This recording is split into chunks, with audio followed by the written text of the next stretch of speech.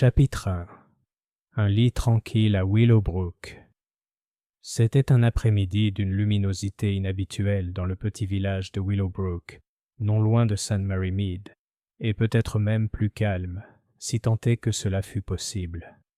Les hautes haies brillaient d'un vert pâle sous le soleil de septembre, les pelouses étaient impeccablement tondues, et les parterres de fleurs devant les chaumières offrait un joyeux spectacle de dahlias et de rosiers tardifs. Il régnait, comme Miss Marple aimait à le faire remarquer, une paix anglaise particulière à ces villages, une paix à la fois éternelle et étrangement trompeuse, comme si derrière chaque rideau de dentelle se cachait une histoire inattendue. Miss Marple elle-même était venue à Willowbrook pour une brève visite. Elle avait été invitée par Madame Prudence Longley, une cousine éloignée par alliance, qui avait écrit de son écriture ronde et soignée qu'elle avait un grand désir d'un peu de compagnie le soir, et que les observations judicieuses de Jane étaient toujours si stimulantes. Miss Marple, qui n'était pas sans avoir la réputation d'écouter plus qu'elle ne parlait, sourit intérieurement en lisant la lettre. Elle accepta bien sûr, car elle n'avait aucune objection à changer d'air, et trouvait toujours les villages des autres très instructifs. La maison des Longley s'appelait Rosebank, bien qu'elle fût peu fleurie. Elle se dressait plutôt carrée et simple au bout de Willow Lane, avec une grande porte en chêne et des fenêtres donnant sur la place du village. La chambre d'amis, aménagée pour Miss Marple, était modeste mais confortable, avec une belle vue sur le clocher de l'église. C'est là qu'elle déballa sa petite valise et lissa pensivement la couverture. Quelque chose dans cette pièce, calme et ensoleillée, la fit réfléchir à l'étrange intimité de dormir dans un lit où tant d'autres avaient dormi avant elle. L'idée allait et venait, mais elle s'en souvint plus tard, avec une certaine signification. Cet après-midi-là, tout le village était occupé à préparer la fête des moissonneurs. C'était une de ces traditions qui signifiait beaucoup pour Willowbrook, et la salle paroissiale grouillait d'activité. Miss Marple y accompagnait Madame Longley, se déplaçant discrètement parmi les villageois enthousiastes, écoutant leur bavardage joyeux. Madame Calthorpe, l'épouse du vicaire, supervisait la disposition des paniers de pommes et de poires. « Tout doit être magnifique », dit-elle d'un ton important, car l'évêque en personne doit venir cette année. Elle ordonna à de jeunes hommes de soulever de lourdes gerbes de blé, et le vieux monsieur Calthorpe marmonna quelque chose à propos de son dos, tandis qu'on le pressait de reprendre du service. On racontait des ragots, bien sûr, une fête, une vente à l'église, ou même une simple réunion pour des compositions florales. Tout cela était un terrain fertile pour les conversations villageoises. Miss Marple restait assise tranquillement avec son tricot, car elle semblait toujours le faire au bon moment, tandis que les mots flottaient autour d'elle. « Avez-vous entendu parler du lit de Fairview House » demanda une femme à voix basse à sa compagne. « Celui de la chambre est ? On dit qu'il n'a jamais été utilisé, pas une seule fois, pas depuis que la famille l'a acheté. »« Oh, c'est absurde » dit l'autre. « Pourquoi acheter un lit et ne jamais y dormir ?»« C'est justement ça, » répondit la première en baissant encore la voix. « Monsieur Henry Gale insiste pour qu'il reste intact. Il dit que c'est pour un invité qui n'est jamais venu. » Les aiguilles de Miss Marple claquaient doucement, mais son regard ne quittait pas la laine pâle. Elle savait pertinemment que de telles remarques étaient rarement faites à la légère. Lorsque les villageois racontaient une histoire, il y avait souvent quelque chose derrière, vrai ou faux. À la fin de la soirée, la salle embaumait les pommes, les fleurs et les gerbes d'orge. Mademoiselle Marple retourna à Rosebank avec Madame Longley, qui se déclarait très fatiguée, mais satisfaite des préparatifs. « Tu verras demain, Jane, » dit-elle en s'installant dans son fauteuil près du feu. « Le festival rassemble toujours tout le monde. Quoique, » elle hésita en remuant son thé. On ne peut s'empêcher de remarquer l'enthousiasme suscité par le retour de M. Gale au village. Les gens ne manquent jamais de sujets de conversation. « Monsieur Gale » demanda doucement Miss Marple. « Oui, Henry Gale. Il a passé des années en Afrique, dans les mines, le commerce, ou quelque chose du genre. Il est revenu plutôt prospère, paraît-il. Il a pris Fairview House. Elle est restée vide pendant un long moment. Madame Longley marqua une pause, les yeux brillants de curiosité. Mais on dit qu'il a quelque chose d'assez étrange chez lui. Il est réservé. Et puis il y a cette curieuse histoire de lit. Miss Marple eut un léger sourire.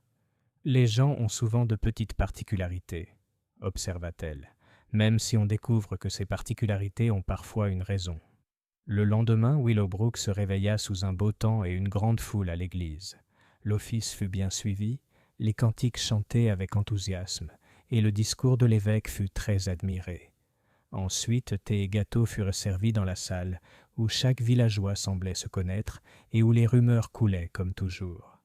C'est vers la fin du jour, alors que le crépuscule commençait à adoucir les contours des chaumières, qu'une agitation éclata près de Fairview House.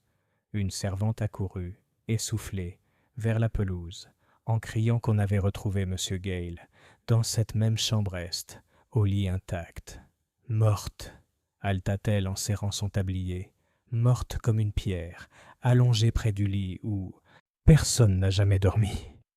Les villageois haltèrent et formèrent un cercle. L'air paisible du soir semblait chargé de murmures. Madame Longley serra le bras de mademoiselle Marple. « Oh, Jane, quelle horreur! Et par un jour pareil !» Miss Marple resta immobile, ses yeux bleu clair, pensifs et sereins. « Oui, dit-elle doucement, plus pour elle-même que pour quiconque. Vraiment épouvantable, et peut-être pas sans raison. » Chapitre 2. Potin au coin du feu. Le petit village de Willowbrook ne s'était jamais senti aussi agité. Dès le lendemain matin, la mort de M. Henry Gale était sur toutes les lèvres, annoncée à voix basse dans certains quartiers, avec une excitation débordante dans d'autres. Une mort soudaine, survenue dans l'une des plus vieilles maisons du village, le jour même de la fête des moissonneurs, était suffisamment riche pour alimenter les conversations des habitants pendant des semaines.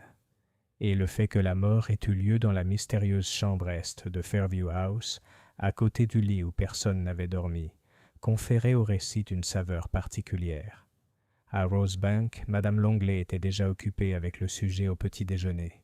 Elle beurrait ses tartines d'une main tremblante, regardant Miss Marple avec des yeux brillants de curiosité. « Jane, tu ne peux pas imaginer l'excitation d'hier soir. » La bonne Lucie courait dans la cour comme une créature possédée. Tout le monde l'entendait crier. On dit que M. Gale était allongé, tout habillé, comme s'il était entré dans la pièce pour une raison quelconque et puis, elle baissa la voix dramatiquement. Il s'est effondré. Miss Marple, qui remuait lentement et méthodiquement son thé, leva les yeux et hocha la tête avec une attention douce. « Cela a dû être un choc, » dit-elle doucement. « Et le docteur ?»« Oh, le docteur Selby est arrivé immédiatement. Mais que peut dire un médecin dans de tels cas ? Une insuffisance cardiaque, bien sûr. C'est toujours une insuffisance cardiaque, sauf preuve du contraire. Pourtant, Madame Longley déposa son toast et se pencha en avant avec empressement.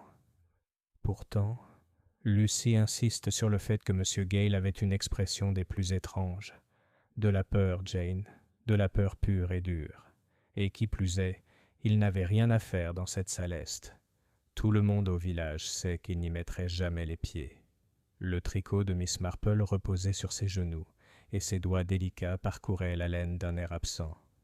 « C'est toujours curieux, » observa-t-elle doucement, « de trouver des gens là où ils ne devraient y pas être. » En milieu de matinée, le village était en proie au commérage. Miss Marple, qui avait le don de se placer là où les gens étaient le plus enclins à parler, se retrouva à l'épicerie, écoutant Madame Calthorpe tenir sa cour près des boîtes de biscuits. « J'ai toujours dit, » déclara la femme du pasteur, « que les habitudes de M. Gale étaient excentriques.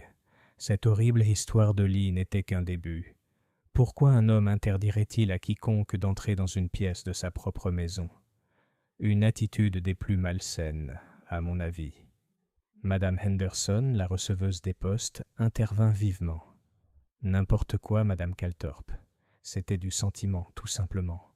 Tout le monde sait qu'il a acheté la maison pour une dame qui n'est jamais venue. Ce lit lui était destiné.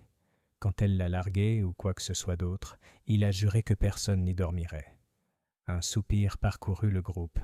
La tragédie romantique avait toujours eu une emprise particulière sur l'imaginaire villageois. « Mais qui était-elle » insista Madame Pratt, la femme du forgeron. « C'est ce que je veux savoir. Personne ne l'a jamais vue. »« C'était à l'étranger, » répondit Madame Henderson fermement, sans toutefois apporter de preuves particulières. « En Afrique du Sud, je crois. On dirait que tout ce qui est étrange se passe à l'étranger. » Miss Marple sourit faiblement et accepta son paquet de thé. Elle ne posa aucune question, mais les bribes lui revinrent en mémoire, pour y être soigneusement conservées comme les bocaux étiquetés sur l'étagère du garde-manger de Madame Longley. Elle savait, comme elle l'avait toujours su, que ce que les gens disaient à tort et à travers contenait souvent plus de vérité qu'ils ne le pensaient. Dans l'après-midi, la police arriva de la ville voisine. Un jeune inspecteur Graves, sérieux et vif, qui informa rapidement les villageois que la situation était sous contrôle. Il parla de causes naturelles avec un air d'autorité, même s'il était visiblement ravi de pouvoir mener une enquête d'une certaine importance. Miss Marple le rencontra à Rosebank, où il était venu rassurer Madame Longley. Il se montra poli, quoique légèrement condescendant, à la manière des jeunes hommes qui croient que les femmes âgées sont faciles à apaiser. « Rien d'alarmant, » dit-il fermement. « Le docteur Selby est convaincu qu'il s'agissait d'une crise soudaine. Monsieur Gale n'était pas très robuste, je suppose. Une enquête de routine sera menée, bien sûr, mais je ne prévois rien de fâcheux. » Madame Longley parut soulagée, mais pas totalement convaincue. « Quel dommage !» murmura-t-elle. « Une si belle maison et si prospère après ses années à l'étranger. » L'inspecteur s'inclina et partit, laissant derrière lui le sentiment d'une fin officielle. Pourtant, Miss Marple demeurait pensive. Assise à la fenêtre du salon, son tricot à la main, elle contemplait la place du village où des groupes de villageois s'attardaient encore, la tête dans les yeux, en pleine conversation animée. Ses aiguilles s'agitaient avec une précision constante, mais son esprit était ailleurs, car elle avait remarqué deux petites choses. La première était que la servante, Lucie, qui avait trouvé le corps, semblait bien plus affligée qu'on ne l'aurait cru d'une servante qui ne connaissait son maître que depuis quelques semaines. La seconde était l'étrange absence de véritable chagrin parmi les villageois. On y sentait le choc, l'excitation, la curiosité, mais pas de véritable tristesse. Monsieur Gale, semblait-il, était revenu dans son pays natal, mais n'y avait plus jamais vraiment trouvé sa place. Et pourtant, réfléchit Miss Marple en silence, quelqu'un, quelque part, a dû se soucier profondément de savoir s'il vivait ou mourait. Elle lissa son tricot et le rangea soigneusement dans son sac. Dehors, la cloche de l'église sonnait l'heure avec une douce solennité, comme si le village lui-même s'arrêtait pour constater que Willowbrook avait changé à jamais. Chapitre 3. Les petites choses observées. Le lendemain matin, le ciel était gris et incertain, avec de lourds nuages flottant au-dessus des toits du village. La pluie menaçait, mais à Willowbrook, cela ne diminua pas le flot des conversations. Au contraire, cela sembla l'intensifier. Des groupes se rassemblèrent aux portes des boutiques et sous les haies ruisselantes, tandis qu'à l'intérieur, le cliquetis des tasses de thé s'accompagnait d'un murmure constant de spéculation. Miss Marple, tranquillement installée dans le salon de Madame Longley, son tricot à portée de main, avait déjà reçu plusieurs visites. Il était entendu, bien que jamais exprimé directement, que Rosebank était un lieu propice aux échanges. L'ambiance de Madame Longley était joyeuse, son gâteau éponge apprécié, et Miss Marple elle-même, bien que peu bavarde, avait le don d'encourager les confidences. La première visiteuse fut Madame Pratt, venue sous prétexte de rendre un livre de patrons empruntés. Elle s'installa dans le fauteuil en poussant des soupirs éloquents. « Quelle affreuse affaire, Miss Marple, chère madame, et pensez au pauvre monsieur Gale parti si soudainement. Mais entre nous, dit-elle en se penchant en baissant la voix, je ne peux pas dire que je sois surprise. Pas avec ses manières secrètes. Il vous croisait dans le chemin sans même lever son chapeau. Une façon de faire bien peu sociable, je l'ai toujours trouvé. » Les aiguilles de Miss Marple claquaient doucement. Et pourtant, dit-elle doucement. « Il a pris grand soin de Fairview House. Il paraît qu'elle était bien meublée. » Madame Pratt pinça les lèvres. « Trop bien, à mon avis. Nouveau tapis, nouveaux rideaux, tout est neuf. Et payé comptant, remarquez. On remarque ce genre de choses. Mais la chambre est, elle est restée intacte, à l'exception du lit. Ce n'est pas naturel, Jane. Pas naturel du tout. » Elle partit en secouant la tête, laissant Miss Marple réfléchir. Peu après, Lucy, la femme de chambre, entra pâle et nerveuse, tordant son mouchoir. Elle était venue, dit-elle, pour parler à Madame Longley d'une recommandation, car elle ne comptait pas rester au service de Fairview. « Oh, Miss Marple !» s'exclama-t-elle soudain, lorsque Madame Longley fut brièvement appelée à l'extérieur. « C'était si horrible de le retrouver comme ça. Il avait l'air... Oh, je ne peux pas l'expliquer, comme si quelque chose l'avait terrifié. Et sa main, madame, sa main était tendue vers le lit, presque comme s'il voulait le toucher.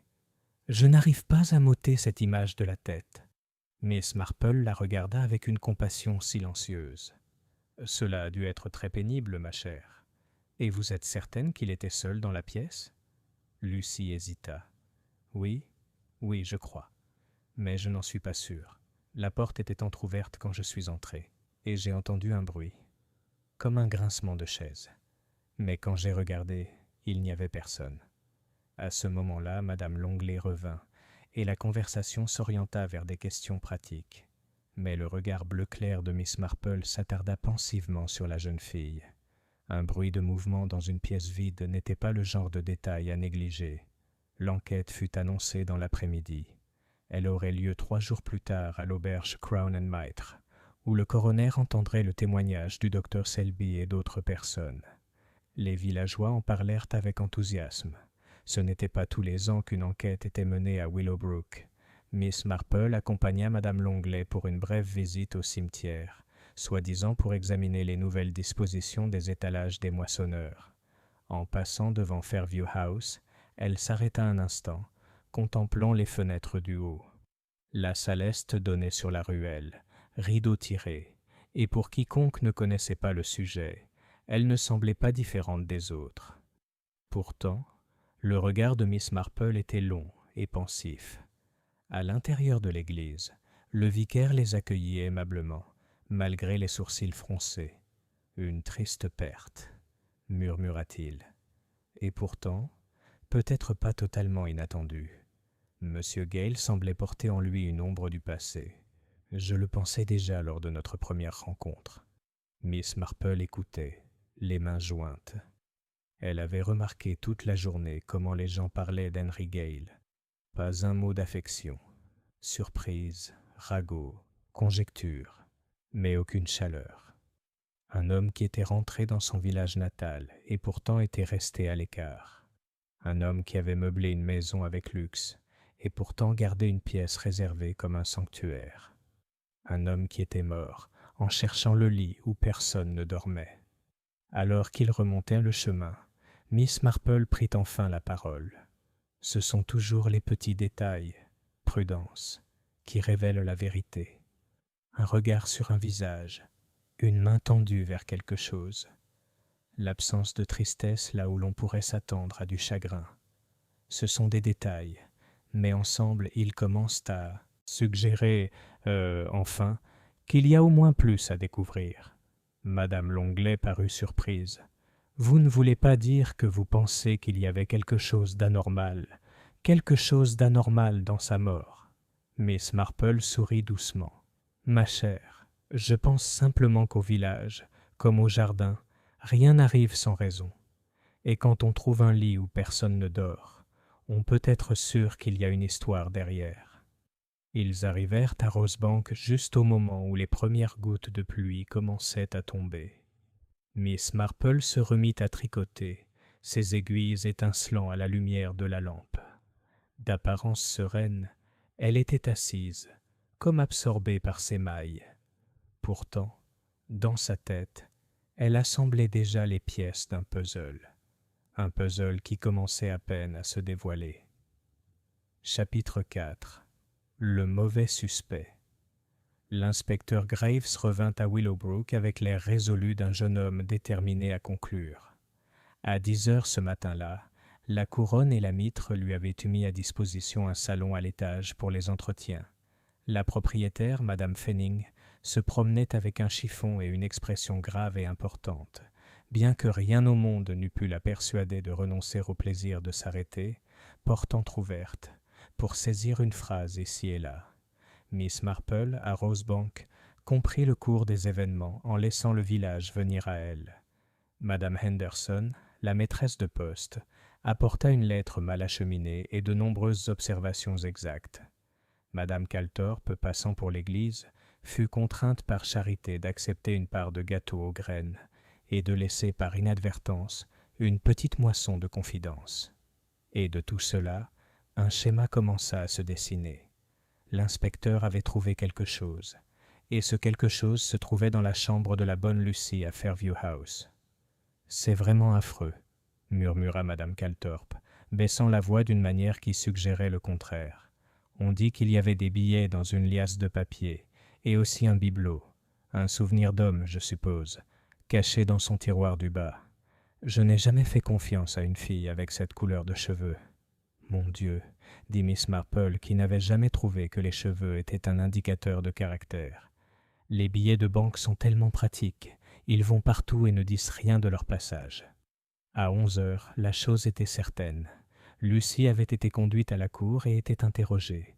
Madame Longley était tout perturbée. « Mais Lucy est une gentille fille, Jane. Enfin, elle m'a semblé gentille. Un peu nerveuse, peut-être. Et elle m'a dit qu'elle n'avait nulle part où aller. Pourquoi volerait-elle ? » »« Pourquoi donc ? » demanda Miss Marple. « Il existe pourtant une vérité ancienne, ma chère.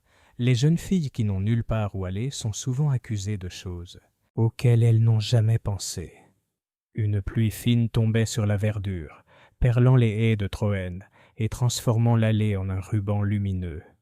C'est sous cette fine bruine que Miss Marple se dirigea, parapluie soigneusement fermé, vers le Crown and Mitre. Elle n'avait rien à faire là-bas. Elle trouvait simplement qu'une petite théière dans le salon commun incitait parfois à la réflexion. Quoi qu'il en soit, la propriétaire ne refuserait jamais à Miss Marple une table dans le coin. L'inspecteur Graves entra un peu plus tard, vif et satisfait. Il accueillit Miss Marple avec la courtoisie et l'amabilité indéfinissables d'un homme convaincu que son cas se défend tout seul. « C'est une affaire pénible, mademoiselle Marple, n'est-ce pas ? » dit-il en se tenant près de sa table. « Jane Marple, » dit-elle aimablement. « Asseyez-vous, inspecteur. Il est tellement plus facile de réfléchir quand on n'a pas besoin de marcher. » Elle lui servit du thé comme s'il le lui avait demandé. L'inspecteur hésita, puis sourit et accepta. Miss Marple produisait cet effet sur les gens. « On avance, » annonça-t-il. La jeune femme, Lucy Trent, c'est son nom, a avoué avoir trouvé de l'argent dans un tiroir de bureau et s'en être approprié. Voilà. Une opportunité, un vol, et un homme effrayé au cœur fragile. Il la surprend hier soir, alors qu'elle n'a rien à faire. Une bagarre éclate. Il tombe. Elle s'enfuit, et plus tard, elle cache ce qu'elle a pris, déplaisant mais simple. Les choses simples, observa Miss Marple, se révèlent souvent avoir été arrangées avec la plus grande complication. Il faut être prudent. Son regard était d'une grande douceur. Qu'a-t-elle emporté, inspecteur, à part les notes ?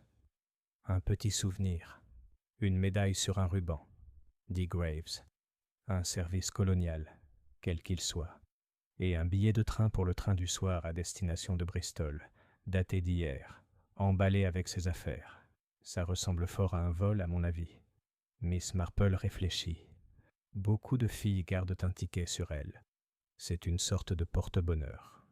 Quand l'avenir est incertain, un ticket dans un tiroir ressemble à une porte qu'on pourrait encore ouvrir. Elle leva les yeux. « Et le lit, inspecteur ? » « Le lit ?» Il fronça les sourcils.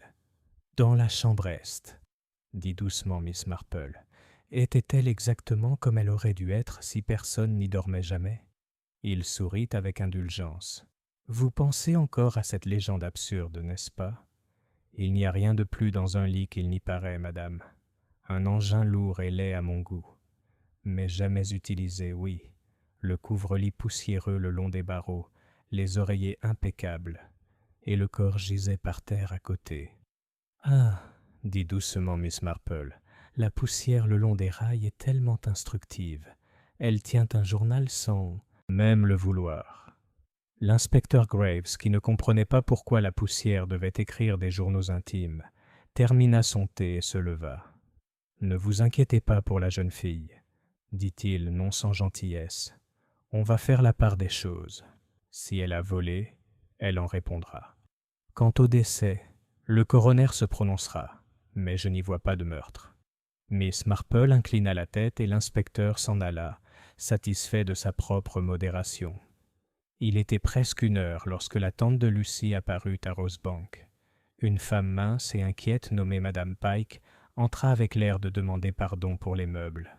Elle habitait, semblait-il, à l'autre bout du village et se rendait tous les jours à Fairview pour le nettoyage et l'entretien des escaliers. Elle craignait pour sa nièce. « C'est une bonne fille, madame, » dit-elle en se tordant les mains. « Si elle a pris cet argent, et je ne dirai pas qu'elle l'a fait, c'est qu'elle était prise de peur. Monsieur Gale avait un caractère bien trempé. Oh, je ne parle pas de coups, mais d'une façon brutale. Elle m'a dit la semaine dernière qu'il ne parlait jamais gentiment à personne. « Êtes-vous allée dans la salle est vous-même, Madame Pike ?» demanda doucement Miss Marple. La femme sursauta. « Oh non, madame, personne n'y est allé. Il gardait la clé dans la poche de son gilet, c'est vrai, et vous fusillez du regard si vous effleuriez la poignée avec votre tablier. J'avais le reste de la maison, et ça me suffisait. » Les aiguilles de Miss Marple se déplaçaient comme de petits poissons brillants dans une eau limpide. « Alors, comment pensez-vous que Lucie est entrée ?» Madame Pike le fixa, bouche bée. « Pourquoi ? Je n'y aurais jamais pensé. Il devait y avoir une clé. Je ne sais pas. » Elle se leva brusquement. « Oh, je suis folle de peur. Je voulais juste dire que si vous pouviez parler au nom de Lucie, tout le monde vous écouterait, madame. »« Ma chère Madame Pike, » dit Miss Marple avec un sourire bienveillant, « il vaut toujours mieux dire la vérité.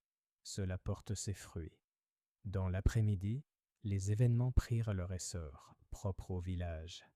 L'avocat de M. Gale, un homme guindé du nom de Pritchard, originaire du bourg, arriva en taxi et se rendit aussitôt à Fairview House. Peu après, 2 agents de police sortirent une petite boîte en fer blanc verrouillée, qu'ils transportèrent avec précaution jusqu'au bureau temporaire de l'inspecteur à l'auberge. Des regards furtifs la aperçurent. Les ragots firent le reste. À 15 heures, on raconta aussi solennellement que si les journaux londoniens l'avaient publié, que la boîte contenait des diamants, un certificat colonial et des lettres d'une dame. « Les gens aiment tellement les diamants », murmura Miss Marple lorsque Madame Henderson apporta la dernière édition. Vers 16 heures, l'inspecteur Graves revint à Rosebank, cette fois pour des raisons officielles. Il demanda, très poliment, si Miss Marple accepterait qu'il lui pose quelques questions. Il avait remarqué, ajouta-t-il, qu'elle était retenue au village pour cause de jugement. « Ce n'est pas un témoin officiel, remarquez, » dit-il. « Juste un vieux routier, un homme sage. » Il rougit légèrement. Miss Marple ne fut pas offensée par l'erreur arithmétique. « Je serais ravie de pouvoir vous aider, » dit-elle. « D'abord, » dit Graves en consultant un petit carnet, « vous avez vu la fille ce matin ? » ?»« Oui, elle est venue parler à Madame Longley d'une référence. Elle était bouleversée et effrayée, ce qui n'est pas inhabituel lorsqu'on découvre un cadavre. Juste comme ça. » Il s'éclaircit la gorge. « Deuxièmement, d'après vos observations, est-elle du genre à voler ? » « J'ai vu toutes sortes de vols, » dit Miss Marple. « Ce n'est pas le genre qui compte, mais le moment. Il y a des moments, inspecteur, où le tiroir est ouvert et où la main se retrouve à l'intérieur. » Il fronça les sourcils. « Il nous faut plus que de la philosophie, Miss Marple. »« Vous l'aurez, » dit-elle aimablement, « quand vous considérerez si la clé de la salle est était dans la poche du gilet de M. Gale après sa mort. » Graves parut satisfait. « Et il se trouve que non. Nous avons trouvé son gilet sur une chaise, un endroit étrange pour lui, dans une pièce où il faisait semblant de ne jamais entrer, et le trousseau de clés était sur la table. La clé de la porte de la salle est avait disparu. Quel inconvénient ! dit Miss Marple. « Les clés ont le don de rendre nos histoires soit bien rangées, soit désordonnées. Pour l'instant, la vôtre est bien rangée. Presque trop, vous ne trouvez pas ?» L'expression de l'inspecteur se durcit. « Je pense, dit-il avec une certaine sécheresse, que la jeune fille a pris la clé, est entrée dans une pièce interdite et, surprise par son maître, a déclenché une séquence qui a abouti à sa mort. » Miss Marple hocha la tête, comme si elle reconnaissait un motif net sur un tapis mal tissé. « Et pourtant, songea-t-elle, il y a un peu de poussière. Vous l'avez mentionné vous-même. Vous avez trouvé les barreaux du lit poussiéreux, ce qui signifie que personne n'y avait posé la main pendant un certain temps. Mais il devait y avoir de la poussière ailleurs, sur les pieds de la chaise par exemple, et sur le rebord de la fenêtre. Lorsqu'on tire ou pousse une chaise dans une pièce peu fréquentée, les pieds laissent des demi-lunes sur le tapis là où la poussière est soulevée. Avez-vous remarqué de telles traces ? » Graves marqua une pause. Il eut l'honnêteté de se souvenir. Il y avait une chaise près de la fenêtre qui semblait déplacée, admit-il. Un léger grattement sur le plancher aussi. « Ah !» dit Miss Marple doucement. « Et Monsieur Gale, fumait-il ? » « De la fumée ?» L'inspecteur le fixa du regard. « Aucune idée. » « Je me demandais simplement, » poursuivit Miss Marple, « parce que lorsque les hommes se tiennent à la fenêtre et réfléchissent, ils fument souvent, et la cendre tombe sur le rebord. Bien sûr, un non-fumeur peut imiter cette posture, mais pas la cendre. » Son ton était presque désolé. « Je serais tellement curieuse de savoir si une fine pellicule grise se trouvait là. » Graves rougit de nouveau, cette fois de dépit. « Je ne crois pas à ces détails pittoresques, dit-il. Nous partons de faits. Faits. De l'argent dans le tiroir de la jeune fille. Faits. Un souvenir du défunt au même endroit. Faits. Un billet d'avion préparé. Faits. Elle avoue l'argent. Faits. C'est elle qui a découvert le corps et la dernière personne de la maison à l'avoir vu vivant. Ce qui suit est logique. Très, dit Miss Marple d'une voix douce. Seulement, elle laissa le mot flotter un instant comme une feuille sur l'eau. Je serais plus heureuse si le souvenir avait été quelque chose qu'une fille apprécie. Les filles ne convoitent pas les médailles sur des rubans, inspecteur. Elles aiment les broches, les parfums et parfois les chaussures à talons ridicules. Quand quelqu'un cache la médaille d'un homme dans le tiroir d'une fille, cela ressemble, à mon avis, plutôt à une idée d'homme. Le regard de Graves s'éclaira. Sous-entendez-vous que le souvenir a été placé ? Je dis simplement, répondit placidement Miss Marple, que les médailles appartiennent généralement aux hommes et que les jeunes filles oublient souvent où elles ont mis leurs épingles à cheveux. Mais je suis sûre que vous découvrirez qui, au village, possède un cigare, et si le rebord de la fenêtre était couvert de cendre. C'est un travail fastidieux, la cendre. Elle s'obstine à être elle-même. Il referma son carnet d'un claquement sec. « Merci, Miss Marple. » Lorsqu'il fut parti, Madame Longley sortit de la salle à manger où elle s'était postée, par loyauté, pour ne rien entendre du tout. « Oh, Jane !» s'écria-t-elle. « Vous avez vraiment mis le jeune homme dans une situation délicate. J'en ai bien peur. »« Ma chère, » dit Miss Marple en souriant, « le dos des jeunes hommes est très résistant. Ils en tirent un peu de courage. » Tard dans l'après-midi, il se produisit ce qui arrive toujours dans les villages lorsqu'un fonctionnaire a arrêté une théorie. Les agents emmenèrent Lucie le long du chemin qui les séparait, sans cruauté, mais avec suffisamment de fermeté publique pour satisfaire aux exigences du scandale. Des visages apparurent aux fenêtres, les portes s'ouvrirent légèrement. La pluie tomba avec ce bruit de petites mains qui accompagne toujours un temps maussade. Le visage de Lucie était pâle et crispé, ses yeux écarquillés et aveugles. En passant devant Rosebank, elle leva les yeux, et dans ce bref regard, Miss Marple ne lut pas la culpabilité, mais la perplexité d'une créature trop simple pour être rusée et trop honnête pour concevoir la forme d'un mensonge. Miss Marple se tenait à la fenêtre du salon et les regardait passer. Elle enfila alors ses vieux gants de jardinage et sortit, non pas vers l'auberge, mais dans l'autre direction, par Willow Lane jusqu'à Fairview House. Elle n'avait aucune autorisation pour entrer. Elle avait cependant un certain âge et un air discret qui servent souvent le même but. Le gendarme à la porte, un jeune homme aux oreilles qui rougirent avant lui, toucha son casque et hésita. Miss Marple admirait ses hésitations. « J'aimerais beaucoup, dit-elle, voir si les marguerites de la Saint-Michel, autour de la fenêtre de la chambre est, ont bien pris leur nouveau massif. J'ai toujours pensé, vous savez, que le succès d'une plante dépend de la façon dont on lui parle. » Elle sourit, et le gendarme, à qui tout le monde avait adressé un ton sévère toute la journée, s'écarta avec soulagement. Le jardin de Fairview était impeccable, avec la propreté des nouveaux propriétaires. Bordure droite, pelouse en rouleau, un cadran solaire placé là où il attirait le regard plutôt que le soleil. Miss Marple se dirigea vers le côté nord, où la salle est donnait sur un terrain légèrement plus bas.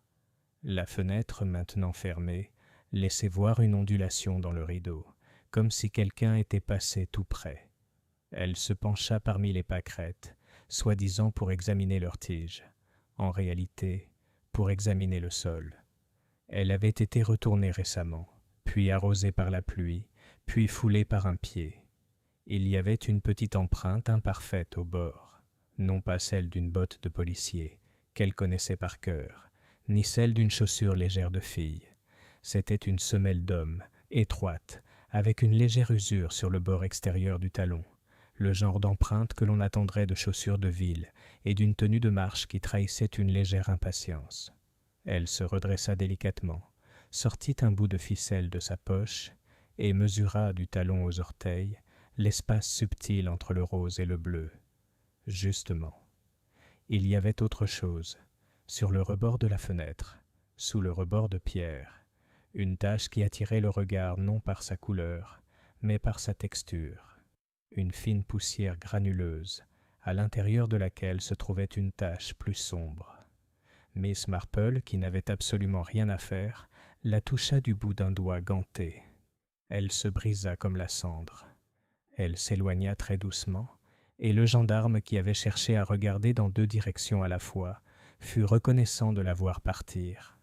Ce soir-là, Willowbrook était assis près de son foyer, satisfait de sa propre déduction. Une fillette avait trafiqué un dragon endormi et avait été brûlée par les flammes. L'inspecteur avait bien fait. Le coroner réglerait le reste d'un trait de plume. On aime que les choses soient bien rangées. Miss Marple était assise avec Madame Longley dans le petit salon, la lampe allumée, la pluie crépitant plus gaiement sur les carreaux. Son tricot était prêt, mais elle ne le prit pas. Elle pensait aux médailles, aux fenêtres, aux chaussures dont les talons s'écrasaient sur les bords. Elle pensait aussi à un lit dont les barreaux étaient y couverts de poussière et à un homme qui avait eu l'intention de réserver une chambre à une femme qui n'était jamais venue. « Prudence !» dit-elle enfin très doucement. « Vous souvenez-vous où M. Gale gardait ses cigares ?»« Des cigares ? Je n'en ai aucune idée. » dit Madame Longley, surprise. « Est-ce qu'il fumait ?»« Je ne sais pas, » dit Miss Marple, « mais je commence à espérer que quelqu'un l'a fait. » Et dans le silence qui suivit, tandis que l'horloge sur la cheminée tic-taquait avec ce tic-tac qui donne l'impression d'avoir tout su d'avance, propre aux pendules en cas de meurtre, Miss Marple aperçut, comme souvent en pareil cas, la silhouette d'une ombre qui commençait à se tourner et à montrer son visage. Le village avait son faux suspect, consciencieux et intègre, mais la vérité, elle en était certaine, se tenait dehors, sous la pluie, et avait laissé une petite empreinte d'impatience dans un parterre de pâquerettes de la Saint-Michel. Chapitre 5. Les secrets sous la surface. L'enquête n'était pas encore terminée avant 2 jours, mais le village de Willowbrook avait déjà mené la sienne. Dans les cuisines et les salons, dans le confort douillet du Crown and Mitre, et même le long des ruelles où les voisins s'arrêtaient sous leurs parapluies, le verdict était murmuré, transmis et approuvé, avec ce mélange de satisfaction et de délectation que ressentent toujours les petites communautés lorsqu'un scandale peut être imputé sans risque à quelqu'un d'autre. Lucy Trent était coupable, non pas de meurtre. Oh, le mot était trop grave pour être utilisé dans une conversation polie, mais de folie, de vol, d'avoir déshonoré sa respectable tante. « Dommage, pauvre fille, » dit l'un. Mais à quoi d'autre pouvait-on s'attendre? Répliqua un autre. L'histoire s'imposa ainsi dans l'esprit de beaucoup. Monsieur Gale avait été surpris dans sa mystérieuse chambre est. Son cœur avait lâché, et Lucie était au cœur de tout cela. Mais Miss Marple ne se contentait pas d'une histoire aussi bien ficelée. Elle savait par expérience que la nature humaine se complaisait rarement dans les commérages. Elle avait vu trop de suspects, jeunes femmes de chambre, employés licenciés, et même de riches gentlemen, livrés à la police avec un empressement qui tenait plus du soulagement que de la vérité. Ce matin-là, elle se rendit à pied avec madame Longley sur la place du village, où les feuilles d'automne commençaient à tourbillonner à leurs pieds. Plusieurs villageois les saluèrent d'un hochement de tête entendu. Madame Pratt, de la Forge, s'arrêta pour leur donner son avis à voix basse. « C'était forcément elle, » dit-elle en secouant la tête comme face à un malheur inévitable. « J'ai toujours dit qu'elle était volage. Vous souvenez-vous qu'elle a quitté le service à Marlton sans aucun caractère? Et ses cheveux, beaucoup trop brillants. Je l'ai dit dès le début. » « En effet, » murmura Miss Marple, ses doux yeux bleus posant doucement sur le visage rougeau de madame Pratt. « Et pourtant, j'ai souvent vu des filles à la chevelure rebelle se conduire avec une grande constance, alors que d'autres, malgré leur apparence la plus simple et la plus respectable, sont capables d'un comportement choquant. » Madame Pratt parut légèrement déconcertée, marmonna quelque chose à propos de l'humidité matinale et poursuivit son chemin. Madame Longley, réprimant un sourire, serra le bras de mademoiselle Marple. « Jane, tu déstabilises vraiment les gens. Tu les fais réfléchir à 2 fois, et ils n'y prêtent pas toujours attention. »« Ma chère Prudence, » dit Miss Marple, « il est toujours sage d'y réfléchir à 2 fois, surtout quand on est si sûr de quelque chose la première fois. » Pendant ce temps, à Fairview House, un autre drame se jouait discrètement. Le notaire, M. Pritchard, s'était attelé à la triste tâche de mettre de l'ordre dans les affaires de feu M. Gale. À la déception de ceux qui avaient déjà imaginé des diamants et un trésor, il s'avéra que la boîte en fer blanc ne contenait que quelques documents, des actions de valeur modeste, des lettres et une enveloppe cachetée adressée à « mon exécuteur testamentaire ». M. Pritchard gardait cette dernière près de lui, l'air sec et indéchiffrable. Ce fait divers fut bientôt connu à Willowbrook. Privé de ses diamants, le village se tourna vers les lettres. Venait-elle de la mystérieuse dame qui n'était jamais venue à Fairview? Expliquait-elle l'étrange dédicace de la salle Est? Madame Henderson jura avoir vu des timbres étrangers. Madame Pratt déclara tenir de source sûre que les lettres étaient attachées avec un ruban. Miss Marple écoutait et conservait les ragots avec autant de soin que les détails de ses patrons de tricot. Ce n'était pas la vérité, elle le savait, mais quelque part, des fragments pouvaient y faire allusion. Ce soir-là, elle prit le thé avec le vicaire et sa femme. Le vicaire était un homme attentionné, plus enclin à écouter qu'à parler, même si sa femme lui en laissait rarement l'occasion. Miss Marple avait toujours trouvé les épouses de vicaires très utiles. Madame Calthorpe se pencha en avant avec sérieux. « Bien sûr, cela ne sera jamais révélé en public, Miss Marple, mais j'ai des raisons de croire que M. Gale n'était pas tout à fait le gentleman qu'il prétendait être. On a parlé, il y a des années, lorsqu'il a quitté le village, d'une dispute avec son frère. Il y avait une question d'argent, bien sûr. C'est toujours le cas. »« Son frère ?» demanda doucement Miss Marple. « Oh oui, bien que mort depuis longtemps, je crois. Mort à l'étranger dans un accident. Mais on entend des choses, vous savez, et il y avait des rumeurs selon lesquelles Henry n'était pas entièrement innocent dans cette affaire. Une suggestion des plus déplaisantes, mais jamais prouvée. » Le vicaire s'agita, mal à l'aise. « Ma chère, on ne peut pas répéter les mêmes histoires. Cet homme est parti. » Madame Calthorpe renifla.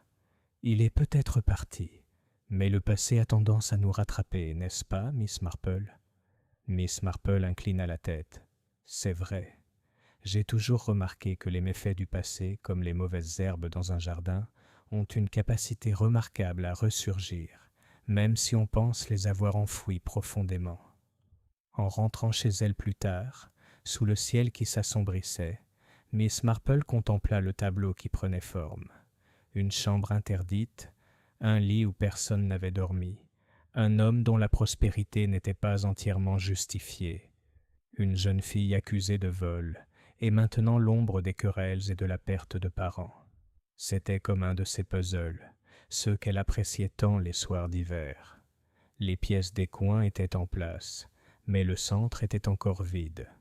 Pourtant, elle était sûre d'une chose. Lucy Tran n'était pas l'explication. La jeune fille avait peut-être volé par bêtise ou par peur, mais elle n'avait pas fait apparaître cette expression de terreur sur le visage d'Henry Gale. Cela venait d'ailleurs. Chapitre 6. Nouvelles ombres.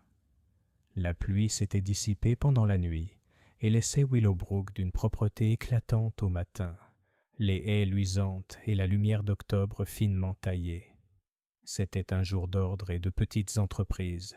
Les marches étaient récurées, les paillassons battus, les cuivres des églises frottés jusqu'à ce qu'ils brillent. De tels jours font souvent ressortir dans les villages non seulement le lustre des chandeliers, mais aussi celui des histoires. Les faits sont racontés avec plus de vivacité, les opinions polies jusqu'à ce qu'elles brillent. Miss Marple, qui avait toujours cru que la vérité et l'éclat s'accordaient rarement, regarda par la fenêtre du salon de Madame Longley et prit la petite résolution de rester à l'écoute et l'esprit pur. À 10 heures, une ambiance d'affaires régnait sur la pelouse. L'inspecteur Graves avait confié ses agents à leur commission avec une confiance accrue. L'enquête aurait lieu jeudi. 2 jours, estimait-il, étaient largement suffisants pour boucler les derniers détails d'une affaire qui, à ses yeux, n'était pas si incertaine. À Fairview House, les stores de la salle Est restaient baissés, et un agent, les bottes fraîchement cirées, veillait patiemment à la grille. Le notaire, M. Pritchard, était venu tôt et était reparti. Le village, constatant cela, convenait que des documents importants étaient en cours de tri et que feu M. Gale était déjà réduit à la simple et respectable succession. Miss Marple observa, avec ce regard doux qui semblait ne remarquer que peu de choses, et qui en fait remarquait beaucoup, que M. Pritchard ne prenait pas directement le chemin du bourg. Il tourna plutôt vers la maison grise du docteur Selby, près de l'église. C'était une de ces petites divergences qui laissent de petites ondulations à la surface du matin. Un quart d'heure plus tard, elle se retrouva dans le jardin du docteur, invitée, car les chrysanthèmes de Madame Selby étaient une fierté locale. Et là, aussi naturellement que les fleurs suivent la pluie, elle rencontra les 2 messieurs. Monsieur Pritchard, sec et précis, avait l'air de quelqu'un qui s'apprête à en dire le moins possible. Le docteur Selby, homme bienveillant, au front bien dessiné et à la bouche inquiète propre aux médecins de campagne, semblait en avoir déjà dit un peu plus. « Mademoiselle Marple, dit le docteur, vous nous trouvez en train de parler de feu, monsieur Gale. Monsieur Pritchard a des affaires avec moi, semble-t-il. »« Pure formalité, dit l'avoué avec la sécheresse habituelle. Il y a un certificat médical à inscrire parmi les papiers et je tenais à être précis dans la formulation. » Il jeta un coup d'œil à Miss Marple comme on jetterait un coup d'œil à un ornement inoffensif et ajouta « Peut-être pour se montrer courtois. Nous aimons la précision, Miss Marple. »« Les mauvaises herbes aussi, dit Miss Marple d'un ton aimable. Elles s'organisent avec une précision remarquable le long d'une bordure si on leur tourne le dos. » Monsieur Pritchard fit une légère révérence et se tourna vers le portail. S'il comptait partir, il fut toutefois retardé par l'arrivée de Madame Fenning, la propriétaire du Crown and Mitre, qui remontait l'allée en courant, l'air d'une importance contenue. « Pardon, docteur, dit-elle, et vous aussi, monsieur, mais j'ai pensé que vous aimeriez savoir. Il y a un monsieur qui descend du bus de 11h15 et qui demande Fairview House. Un inconnu, bien habillé, avec une allure citadine. Il se présente comme Monsieur Clément Nash et dit avoir connu Monsieur Gale à l'étranger. Je l'ai installé dans le petit salon avec une théière, dont il a besoin, à mon avis, car il marche comme s'il allait arriver vite. Et j'ai envoyé mon garçon prévenir l'agent de police à la porte. Mais je pensais... » Elle aperçut alors Miss Marple et son visage s'illumina. Je pensais que Miss Marple saurait mieux qui c'est qui. C'est très bien de votre part, Madame Fanning, dit le médecin d'un ton apaisant. Il faudrait prévenir l'inspecteur Graves.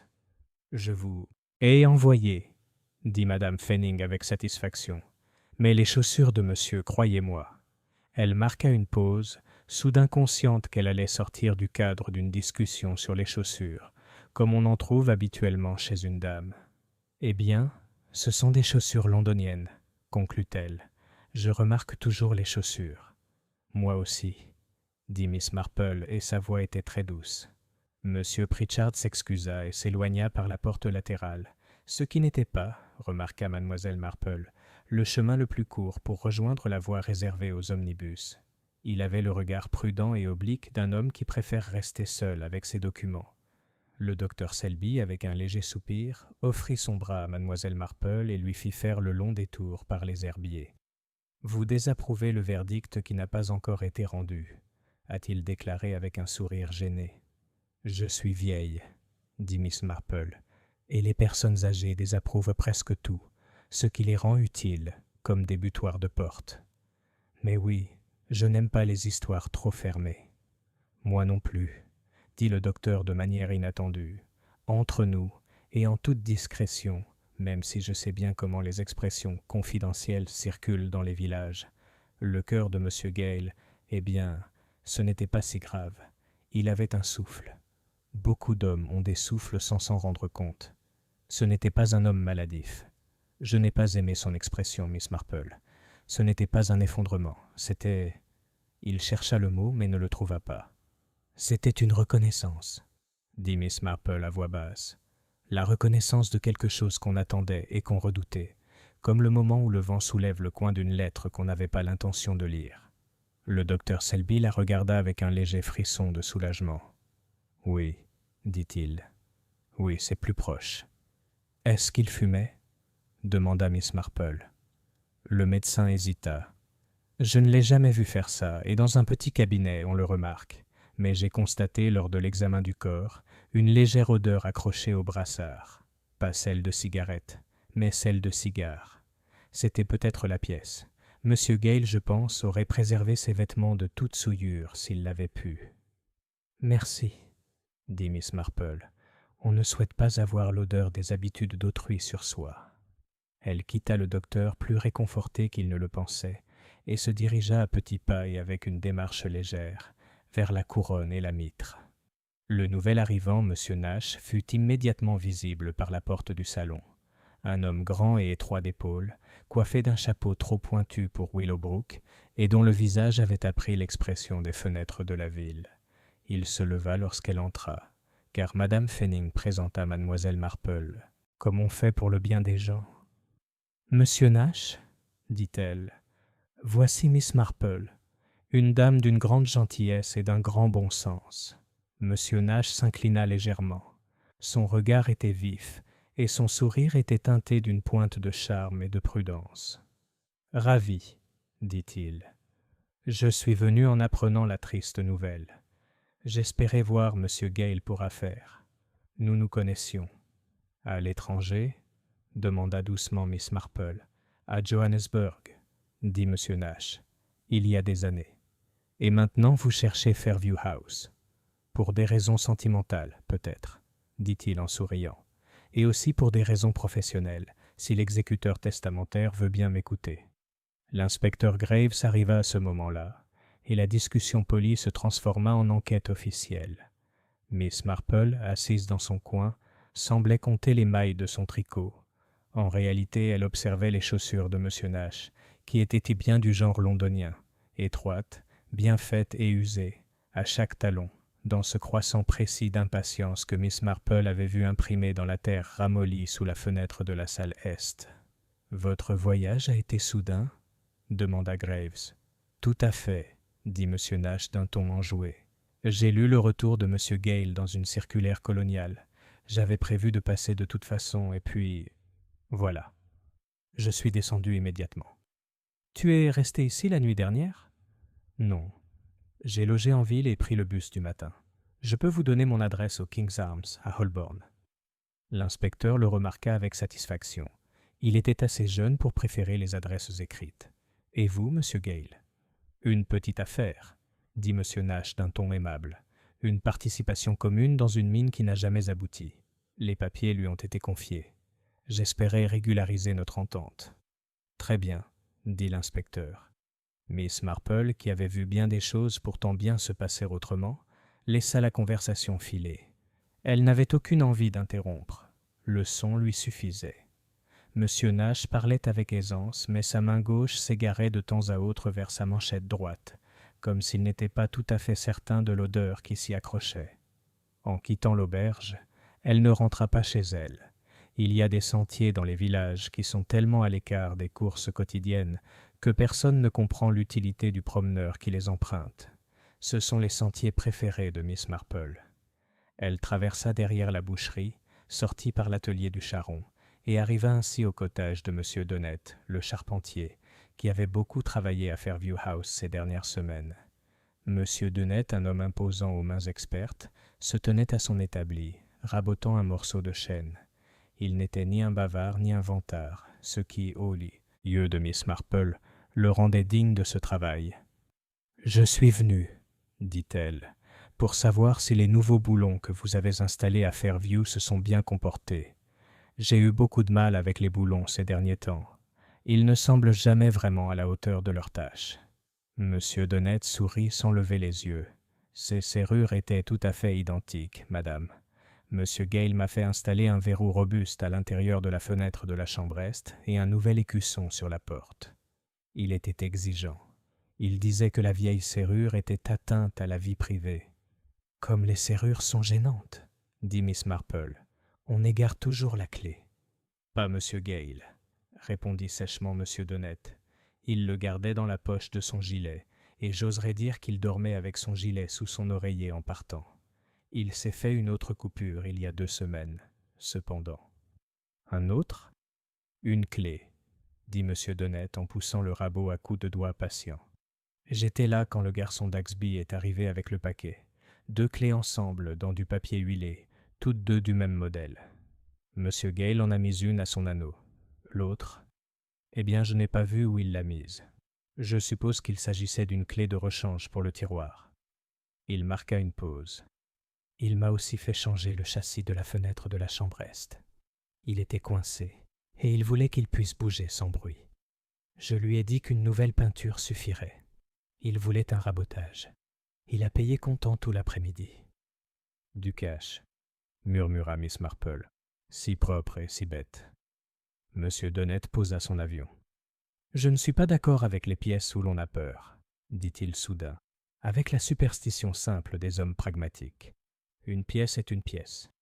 Mais cet endroit, eh bien c'était le genre d'endroit qu'on pourrait réserver pour quelque chose dont on ne voulait pas se souvenir et qu'on ne supportait pas vraiment d'oublier. « Merci, » dit Miss Marple, et elle le laissa à son honnête poids. Il était presque midi lorsqu'elle entra dans le cimetière, un panier de dahlias tardifs au bras. Madame Calthorpe, trouvée là, était pleine d'agitation et de gratitude. Il y avait des vases en cuivre à remplir pour les vêpres, et le cœur paraissait vide. Miss Marple aimait l'église en semaine. Elle avait l'air d'une belle maison une fois remise en ordre par les domestiques. La sacristie, fraîche et légèrement parfumée de vieille laine et de livres de cantiques, s'offrit à elle avec un air de discrétion et d'utilité.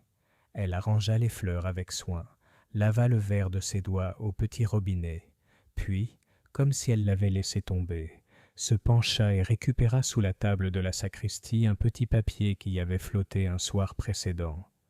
C'était le coin d'une enveloppe bon marché, doublée de bleu, déchirée à l'ouverture.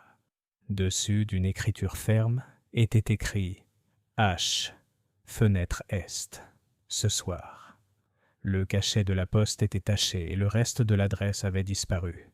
Miss Marple déposa le fragment dans la paume de son gant et le considéra avec une attention silencieuse. Fenêtre est. Les villages comptent de nombreuses fenêtres est, mais à Willowbrook, seules 2 invitent au rendez-vous.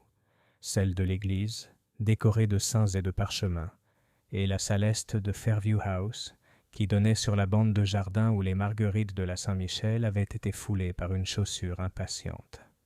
Elle glissa le morceau de tissu dans son sac à tricot, et ce faisant, remarqua autre chose dans la corbeille à papier de la sacristie. La bague en papier d'un cigare, aplatie. Elle la souleva avec une paire d'épingles à cheveux de rechange, car Miss Marple n'aimait pas s'inspirer des habitudes des autres avec ses doigts. L'écriture lui était étrangère. Elle distinguait 2 K et une bordure dorée. Cela ne lui disait rien. Elle n'avait jamais eu l'occasion de savoir quel cigare les hommes jugeaient supérieur. Mais cela signifiait quelque chose, estima-t-elle, pour celui qui avait retiré la bague et l'avait laissée là. La sacristie était un endroit tranquille où se mettre en ordre avant une réunion. Lorsqu'elle sortit dans le cimetière, la lumière avait changé. Le matin n'était plus aussi fin qu'une aiguille, mais plus doux, comme s'il s'était désintéressé. Miss Marple s'assit un instant sur le muret et observa la ruelle. Les gens passaient, la saluant. Elle répondait par son petit sourire. Bientôt, une femme arriva du chemin de la gare, marchant d'un pas rapide, la tête penchée. Elle portait du noir, non pas comme les villageoises le portent, c'est-à-dire avec vigueur, mais comme une femme qui, depuis longtemps, a appris son sens dans un miroir. Elle passa devant l'église sans tourner la tête, puis, comme attirée, se retourna et resta un instant sous l'if, regardant l'extrémité est du chœur, le visage figé. Miss Marple se leva et la rejoignit aussi naturellement qu'on rejoint une personne égarée parmi les pierres tombales. « C'est une belle fenêtre, » dit Miss Marple en levant les yeux. « J'ai toujours trouvé que la lumière de l'Est était très clémente. » La femme se retourna. Elle n'était plus jeune, et elle avait cette beauté qui persiste obstinément malgré les difficultés, des traits délicats que la fierté maintient fermes. « Oui, » dit-elle, puis de façon inattendue. « Pardonner à qui ?»« De tout le monde, » dit Miss Marple. « Mais peut-être ne le méritons-nous pas toujours. » Elle attendit. La femme, au bout d'un moment, laissa échapper un petit rire à moitié désespéré. « Je suis Elspeth Rowan, » dit-elle. « Je suis venue voir Monsieur Pritchard. Il a une lettre pour moi. » Son regard se posa sur le visage de Miss Marple, puis se détourna. « J'étais fiancée, il y a longtemps, au frère de Monsieur Gale. Il est mort à l'étranger. On dit des bêtises quand on meurt à l'étranger. »« C'est vrai, » approuva Miss Marple. « Il m'a écrit la semaine dernière, » dit Madame Rowan. « Mademoiselle ou Madame ?» Miss Marple ne savait pas dire et ne posa pas la question. C'est Henry qui l'a fait. Il a dit qu'il y avait un tort à réparer. Il m'a demandé de venir à Fairview House, ce mardi même, à 17h. Je suis arrivée par le train du matin. Je pensais... Elle s'interrompit.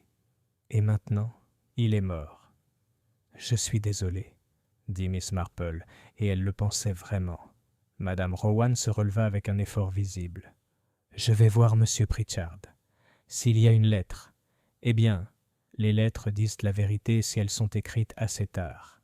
Elle s'éloigna de ce pas droit et assurait que prennent les femmes qui ont dû s'absenter souvent. Miss Marple l'observa un moment, puis se dirigea vers sa maison. Elle avait 3 petits objets dans son sac à tricot. Un bout d'invitation, l'anneau de papier d'un cigare, et dans sa tête, la carte de la chaussure d'un inconnu. De petites choses, mais les petites choses font tout un village. À Rosebank, elle trouva Madame Longley en proie à l'agitation. « Jane, ma chère, quelle rumeur extraordinaire. Monsieur Pritchard doit lire une lettre. Oui, une lettre privée, en présence de l'inspecteur. Il semble que Monsieur Gale l'ait laissée pour examen immédiat. Imaginez. Et le vicaire doit également être présent, car il y est eu question, oh je n'aime pas le dire, d'une affaire qui relève de l'Église. » « Vraiment ?» demanda Miss Marple. « Les églises ont tendance à apparaître dans des situations où l'on ne pense qu'aux chambres à coucher. » À 4h, Willowbrook retenait son souffle. Le petit salon de la Couronne et de la Mitre, de nouveau réservé pour un thé très sérieux, abritait M. Pritchard, l'inspecteur Graves, le vicaire, et grâce à l'intervention de Providence et au bon sens de Madame Fanning, Mademoiselle Marple. Monsieur Nash avait été prié d'attendre dans la pièce voisine, ce qu'il fit avec une patience d'expert et une cigarette qui ne dissimulait pas tout à fait l'idée de cigare. Monsieur Pritchard sortit une enveloppe portant l'adresse d'une grande écriture carrée, à ouvrir en cas de décès soudain. La voix sèche de l'avocat s'apaisa et lut « Moi, Henry Gale, de Fairview House, je rédige ce mémorandum. Si quelque chose m'arrivait avant que j'aie réglé ce que j'aurais dû faire depuis longtemps, je désire que mon exécuteur testamentaire en informe Elspeth Rowan de Marlton et que le vicaire de Willowbrook prenne en charge le lit de la chambre est jusqu'à ce que l'affaire soit résolue. Le lit a été acheté pour un invité qui n'est pas venu. Je l'ai conservé ainsi pour une raison désormais intolérable. La clé de cette raison se trouve à l'endroit où j'ai appris à avoir honte pour la première fois. H.G. Le vicaire laissa échapper une petite exclamation. L'inspecteur Graves parut perplexe et légèrement agacé. « Que diable? Qu'est-ce que cela signifie ?» se corrigea-t-il. « Les lettres, » dit M. Pritchard avec réticence, « ont souvent plus de sens qu'elles ne le disent. Il n'y a pas de codicille au testament concernant le lit. Il s'agit d'un mémorandum informel. »« Le curé doit prendre la garde, » dit Mlle Marple d'un ton doux. « Ce n'est pas une mauvaise idée. Les églises sont indulgentes, comme je l'ai dit à une dame tout à l'heure. »« Qui ?» rétorqua Graves, dont l'humeur était moins irritée par le mémorandum que par le fait qu'il l'avait piqué. « Une personne à qui M. Gale avait écrit, » dit Mlle Marple. « Elle se fera connaître. » Graves repoussa sa chaise. « Très bien, nous allons voir le lit. Pritchard, s'il vous plaît. Miss Marple. » Il hésita, puis conclut que la résistance envers Miss Marple ne faisait que lui ouvrir de nouveaux passages. « Vous pouvez tout aussi bien venir. Peut-être que la poussière nous livrera ses notes de journal. » Ils longèrent ensemble le chemin dans la lumière déclinante. L'agent de police à la grille se raidit, puis se détendit à la vue de la mâchoire crispée de l'inspecteur. La chambre est sentait l'air confiné et quelque chose qui n'en était pas, quelque chose qui y avait été apporté du dehors. Une douce et subtile douceur étrangère aux chambres anglaises. Le lit était tel que chacun l'avait décrit, lourd et orné, les couvertures lisses, les oreillers intacts. Le verrou de la fenêtre, neuf et propre, présentait un léger poli là où une main l'avait déplacé récemment. « Verrouillé cette nuit ?» demanda Graves au gendarme qui avait scellé la pièce après l'examen. « Verrouillé, monsieur, » dit l'homme. « Je l'ai fait coulisser moi-même avant de baisser le châssis. » Miss Marple s'approcha du lit. Elle n'y toucha pas. Elle regarda le long de la balustrade où la poussière s'était accumulée. La poussière était toujours là, fine et uniforme, sauf à un endroit étroit, pas plus long qu'un empan, où elle présentait une légère dépression et le scintillement brisé laissé par quelque chose qui avait été là et qui avait été enlevé. Pas une main, pas un pli de tissu.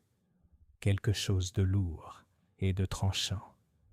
Une boîte ferait l'affaire, se dit Miss Marple. Un plateau aussi. Elle ne dit rien à voix haute. L'inspecteur Graves examina, fronça les sourcils et se tourna vers l'armoire. Elle contenait les vêtements d'un célibataire prospère. La coiffeuse, impeccable comme une boutique, n'offrait rien d'autre qu'un écrin de velours vide pour une médaille. « dit Graves sèchement. « Nous avons la médaille dans le tiroir de la jeune fille. L'étui est là. C'est tout à fait normal. »« Presque trop régulier, » murmura Miss Marple. Il ignora cela. « Faites venir le vicaire, » ordonna-t-il. « Si je dois prendre la garde d'un lit, je préfère avoir des témoins. » Il s'apprêtait à partir lorsque Miss Marple, restée immobile près de la fenêtre, dit « Inspecteur, si vous voulez bien, il y a une petite marque sur le rebord intérieur. Non, pas de la cendre de cigare. Regardez bien. Une épingle, peut-être ? Elle a laissé de la rouille. » Graves se pencha. Là, près du coin, se trouvait une tache ovale, très subtile.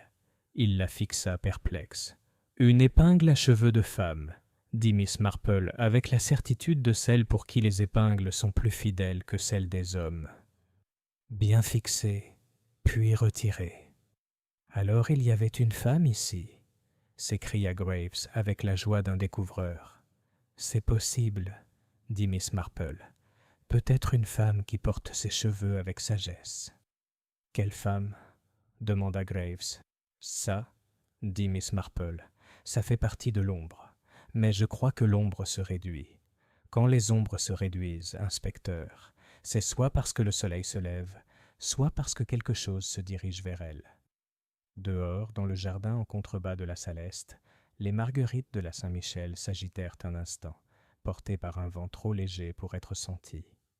Sur le chemin derrière le portail, M. Clément Nash s'arrêta pour allumer une cigarette et, ce faisant, jeta un coup d'œil, non pas à la maison, mais à l'église. Il avait l'expression d'un homme cherchant à se souvenir où, jadis, il avait appris à avoir honte.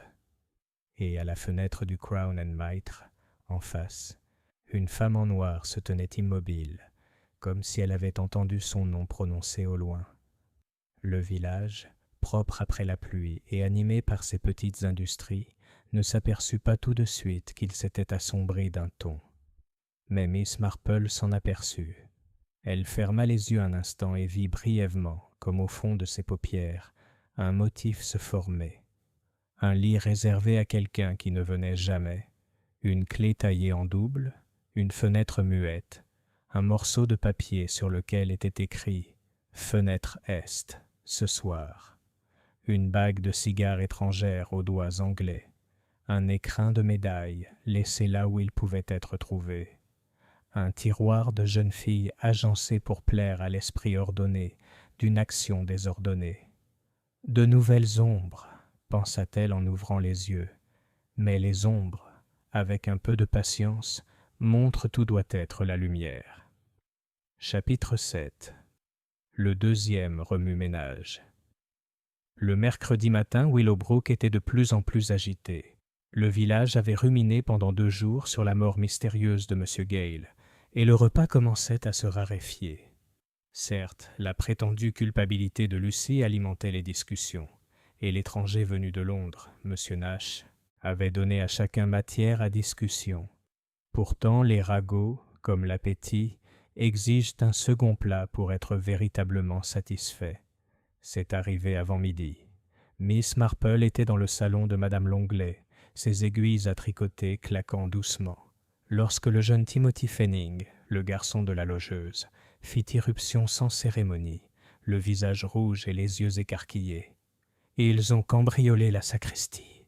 s'écria-t-il. « Le vicaire est tout énervé, et des papiers jonchent le sol. Et la boîte de Fairview, celle que M. Pritchard avait apportée pour la mettre en sécurité.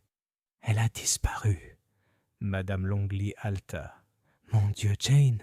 Et ensuite, un vol dans l'église elle-même. » Miss Marple déposa son tricot avec le plus grand soin. « Oui, dit-elle doucement, c'est souvent le cas. Quand on cache quelque chose, le voleur préfère le dérober sous l'œil du ciel. Cela paraît plus sûr car personne ne pense à y regarder. » Lorsqu'elle et Madame Longley arrivèrent au cimetière, une petite foule s'était rassemblée. Le vicaire, pâle et anxieux, se tenait à la porte de la sacristie, expliquant d'un ton troublé à l'inspecteur Graves qu'il avait trouvé la serrure forcée, le contenu des placards de la sacristie dispersés et la boîte en fer blanc du notaire disparu. « Il a été placé ici hier sur instruction de M. Gale, » répéta le vicaire. « Il souhaitait qu'il soit conservé par l'Église. Et maintenant, disparu. » L'inspecteur Graves avait l'air sombre. Un événement des plus graves. Quelqu'un dans ce village est vraiment désespéré. Son regard parcourut les visages rassemblés avec une vive suspicion, s'arrêtant un instant sur la femme en noir qui avait été présentée la veille comme Mame Elspeth Rowan. Elle se tenait à l'écart, la tête haute, l'air calme, bien que ses mains gantées se serraient fermement. Monsieur Nash était également présent, apparut presque aussitôt après le début de l'agitation. Il semblait plus agacé qu'alarmé, et lorsque Graves lui demanda où il était allé, il répondit d'un ton léger « À la couronne et à la mitre, en train d'écrire des lettres. Demandez à Madame Fanning si vous doutez de moi. » Les villageois, pressentant un drame plus réjouissant qu'une simple crise cardiaque, se pressèrent et murmurèrent avec enthousiasme. Madame Pratt déclara que c'était un scandale. Madame Calthorpe, les yeux écarquillés, affirma que ce sacrilège entraînerait le jugement du village. La tante de Lucy, Madame Pike, se tordit les mains et murmura que sa pauvre nièce était ruinée à jamais si on lui imputait une telle méchanceté. Pendant tout ce temps, Miss Marple demeura silencieuse, observant. Elle remarqua que la serrure brisée ne présentait aucun éclat, mais avait été forcée d'une main ferme et prudente. Elle remarqua que la fenêtre de la sacristie était légèrement entr'ouverte, malgré la fraîcheur matinale, et elle aperçut, sous la fenêtre, une légère trace de terre sur la dalle, comme si quelqu'un s'était tenu là, les chaussures mouillées. Il n'y avait pas longtemps. L'inspecteur, après de nombreuses questions et peu de satisfaction, congédia la foule avec de sévères avertissements. Mais ce congé ne diminua pas la curiosité, au contraire, il l'aiguisa. Dans l'après-midi, la moitié du village était convaincue que la boîte disparue contenait finalement des diamants, tandis que l'autre moitié affirmait qu'il devait s'agir de lettres secrètes, peut-être de nature scandaleuse. Miss Marple, assise tranquillement dans le jardin de Rosebank, recevait ses visiteurs avec une courtoisie patiente. Ils ne venaient en bas lui apporter des nouvelles, même si c'était ce qu'ils imaginaient, mais se révéler. Madame Pratt laissa entendre d'un ton sombre que les manières londoniennes de M. Nash n'étaient pas dignes de confiance. Madame Henderson se demanda à voix haute si l'apparition soudaine de Madame Rowan n'était pas autre chose qu'une coïncidence. La femme du pasteur, profondément troublée, déclara que le village était menacé spirituellement. Miss Marple écoutait, hochait la tête et ne trahissait rien. Son esprit était occupé par une autre question.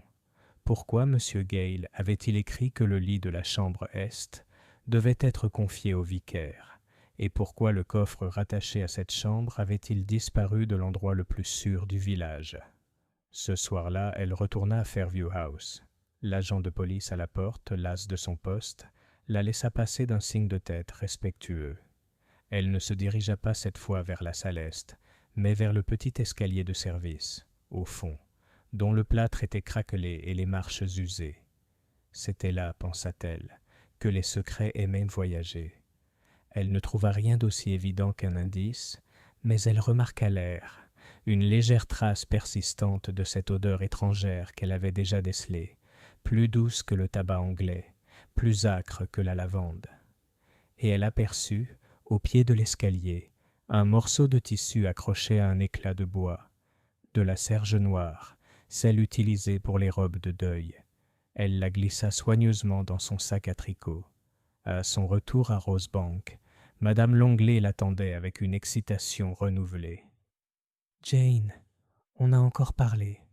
On dit que la lettre que M. Pritchard a lue hier n'est pas la seule. On dit que M. Gale en a écrit une autre, adressée à une femme, même si personne ne semble savoir avec certitude qui elle est.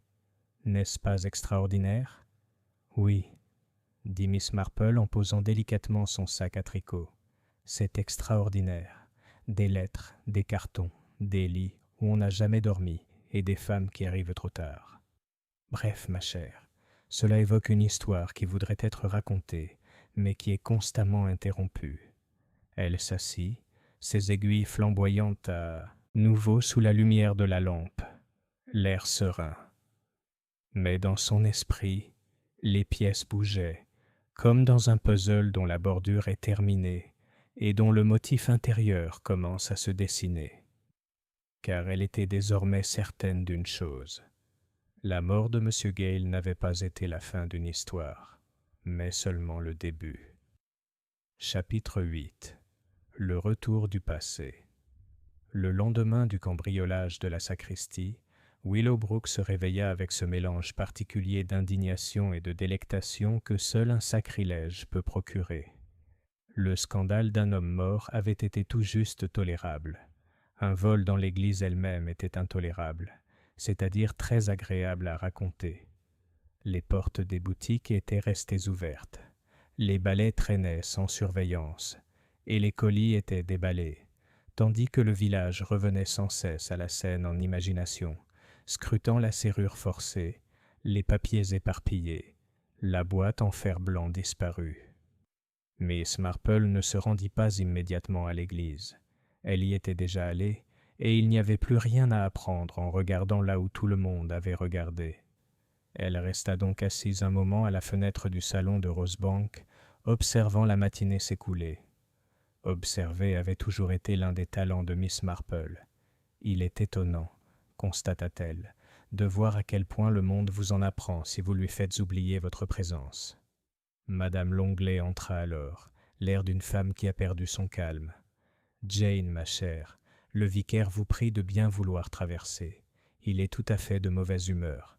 Monsieur Pritchard est également là, et l'inspecteur, bien sûr, très vif. » Miss Marple se leva aussitôt et s'éloigna d'un pas lent et calme.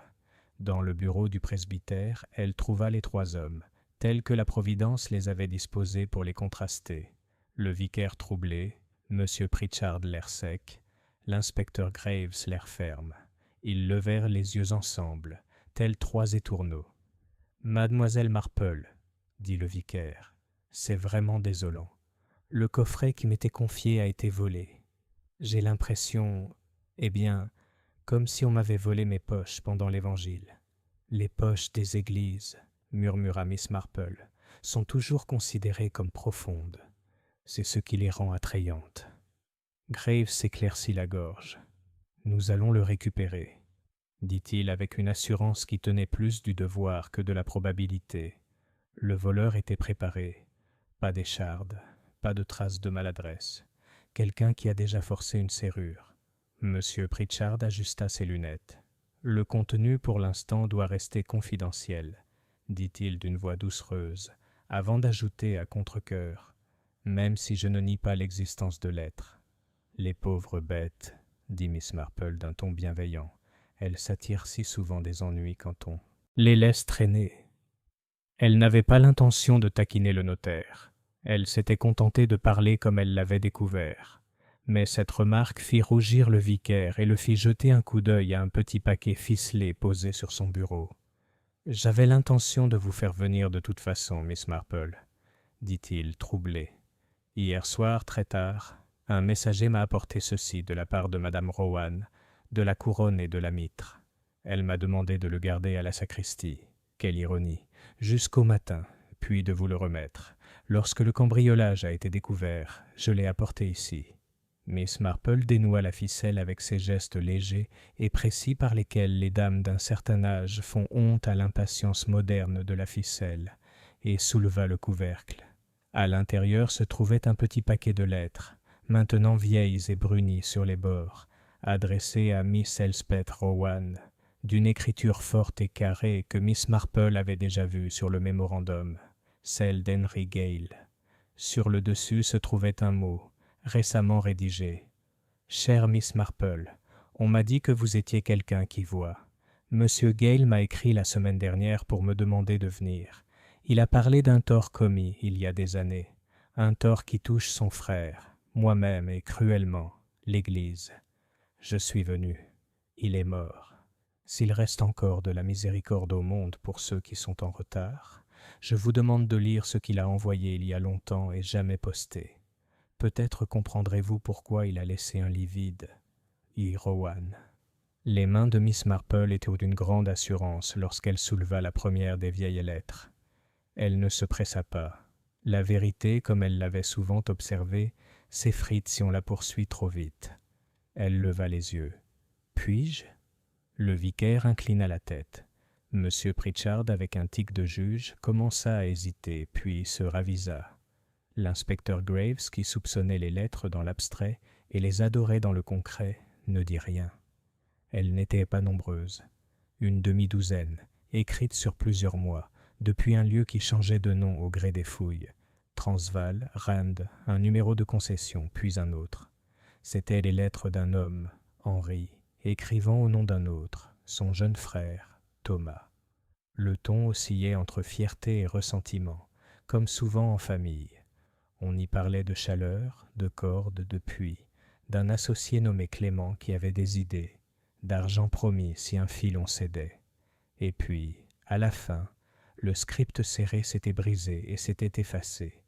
Miss Marple la lut lentement, à voix haute, comme on lit dans une chambre de malade.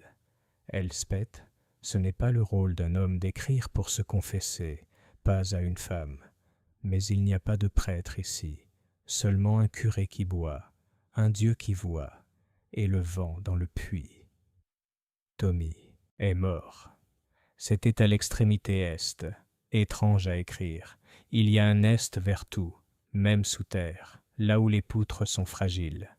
Clément a qualifié le nouveau support de solide et moi, qui avait voulu la corde à la ceinture de Tommy, qui l'avait dit hier et qui avait été moqué. Je n'ai rien dit aujourd'hui. Je n'ai rien dit. Quand la poutre a cédé, la corde l'aurait libéré. Il n'y avait pas de corde. Je suis descendu après, mais un homme ne peut pas remonter un frère avec ses mains. On dit que ce n'est la faute de personne. C'est pire. Je suis revenu à la cabane et je me suis tenu près du lit de camp que l'on gardait pour toi quand tu viendrais nous rejoindre. J'ai juré que personne n'y dormirait. J'ai gardé les lits depuis, Elspeth, comme une veuve garde une chambre. Je rentre à la maison. Il y a quelque chose de mal en moi. Je le remettrai à sa place si Dieu m'en donne le temps. H. Le vicaire porta la main à sa bouche. Monsieur Pritchard émit un petit son, inadmissible. L'inspecteur Graves, qui avait commencé par écouter avec impatience, affichait maintenant le visage sérieux d'un garçon qui a découvert que les hommes adultes ont des sentiments. Miss Marple plia le papier. « Ce n'est pas une confession au sens strict, dit-elle doucement au vicaire, mais c'est le genre de choses que les âmes écrivent quand elles ne peuvent pas parler. Et maintenant, nous savons pourquoi un homme a gardé un lit vide. La culpabilité, dit Graves presque soulagé. La superstition et la culpabilité, ça explique beaucoup de choses. Cela explique bien des choses, approuva Miss Marple. Non, cependant, qui a rangé une médaille dans le